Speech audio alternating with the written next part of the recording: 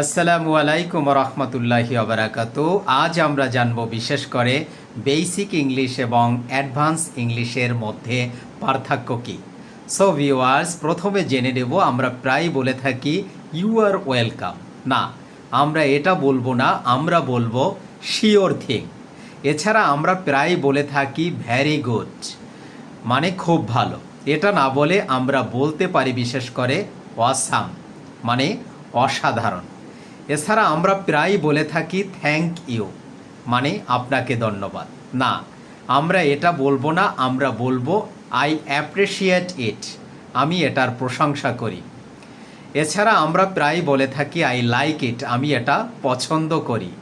না, আমরা এটা বলবো না, আমরা বিশেষ করে বলবো I am into it. I am into ইট মানে হচ্ছে আমি এটাতে আগ্রহী।